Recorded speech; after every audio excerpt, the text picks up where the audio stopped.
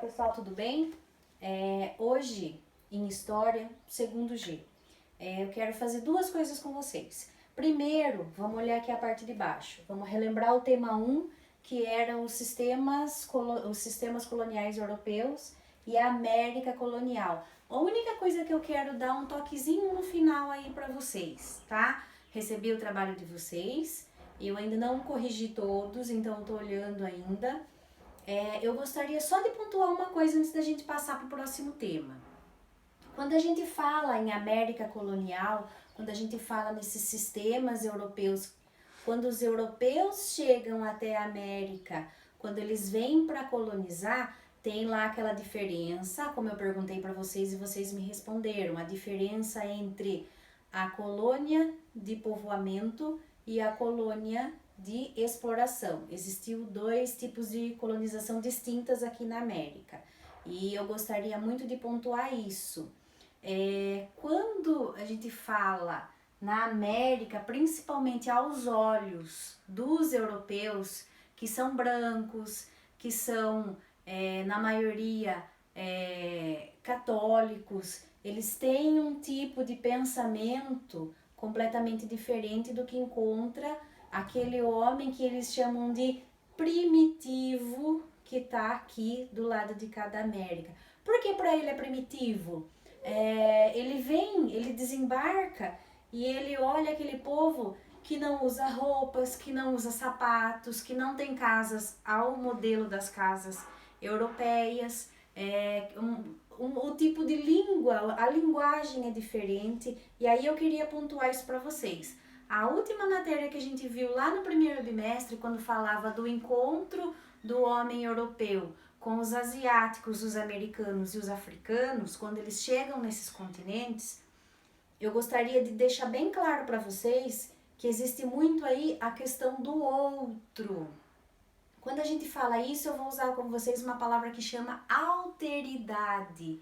É a questão do outro. Então, esse europeu, branco e cristão, ele tem aquela ideia, ele tem um etnocentrismo. Ou seja, o que é o etnocentrismo? É quando a minha cultura é melhor do que a do outro. Então, é quando eu sou mais importante do que o outro. Mas quem deu a ele essa importância? Quem disse que ele estava no centro do mundo? Eu não sei se vocês viram isso em outros anos, mas os primeiros mapas construídos na Europa, na cartografia antiga, eu estou falando isso no século XIV, no século XV, a gente via que a Europa ela ficava no centro do mundo, exatamente porque esse homem europeu, branco, cristão, acreditava que a Europa era o centro do mundo, era o coração do mundo. Então ele tinha a ideia de que todos os outros que estavam à volta não eram importantes. Por que isso? Porque quando ele chega na África, o africano tem linguagem, mas não tem escrita. Ele tem oralidade, história oral, ele transmite para os seus descendentes a história oral, mas ele não tem livro, ele não tem escrita. Então, quando ele vem para a América, ele encontra a mesma coisa. Ele encontra índios, ele encontra outro tipo de desenvolvimento, outro tipo de civilização. Ele sabe que eles têm língua que é desconhecida, mas eles também não têm registros, eles não têm escrita, eles não têm história escrita. Então, isso faz com que eles deem tanto aos africanos quanto aos americanos aquela ideia de que eles são o quê? São inferiores porque não falam a mesma língua, porque não tem história escrita. Já não é a mesma coisa que acontece na Ásia, porque a Ásia, eles já tinham a escrita e eles já tinham um desenvolvimento muito diferente.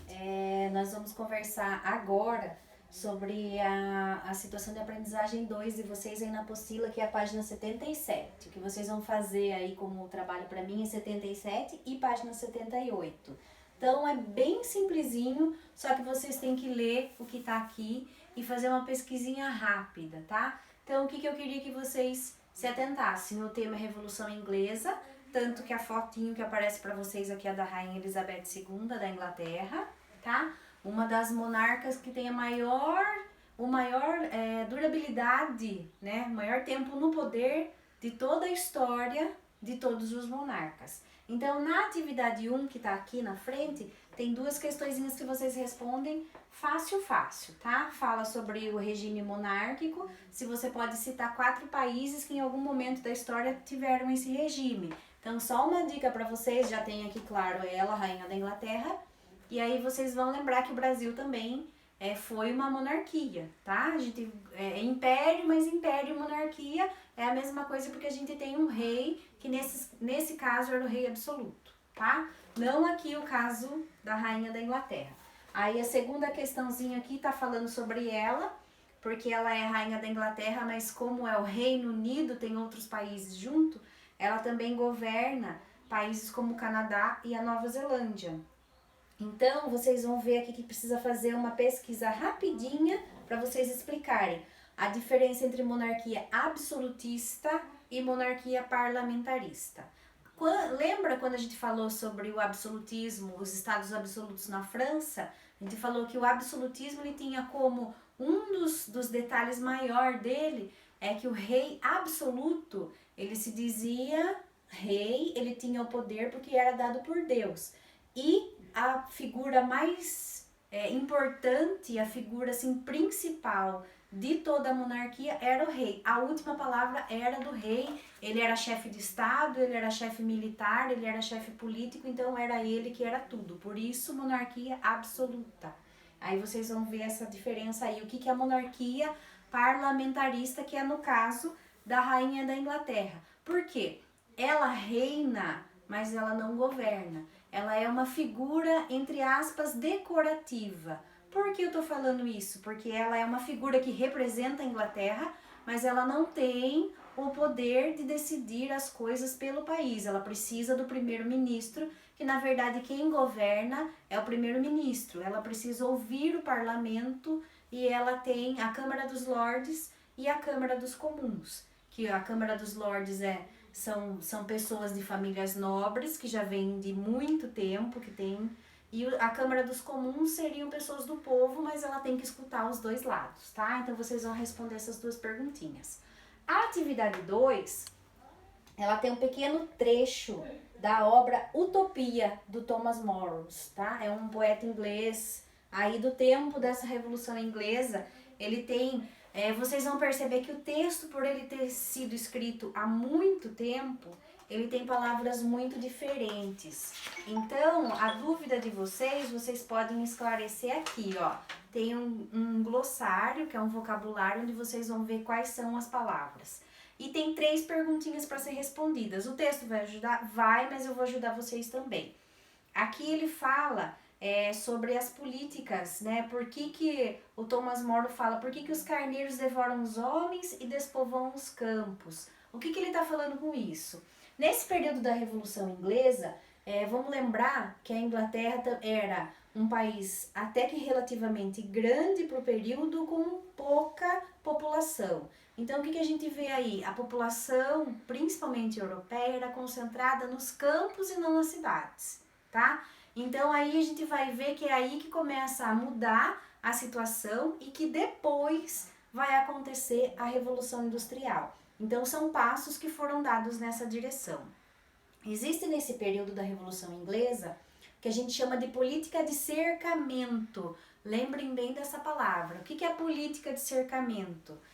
Os grandes proprietários de terra, eles foram fechando um cerco contra as pessoas que trabalhavam na terra deles, que lá no feudalismo eram servos, depois eles se tornaram empregados, tá? Mas mesmo assim, eles queriam o quê? Eles queriam desfazer dessa terra ou ter algum outro tipo de lucro com essa terra. O que eles estavam fazendo? Eles começaram a apertar o cerco contra essa população que era rural, para que eles deixassem o campo e fossem embora para a cidade, deixasse aquele campo vazio para que o senhor, o dono da terra, pudesse fazer outra coisa com aquela terra.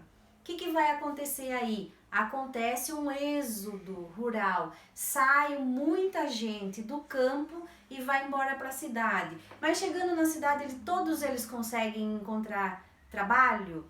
Não, porque aí nós vamos pensar que era uma população pobre, era uma população que também era despreparada, embora eles não fossem servos, eles não fossem escravos, como era a condição dos negros no Brasil, por exemplo, na América Latina.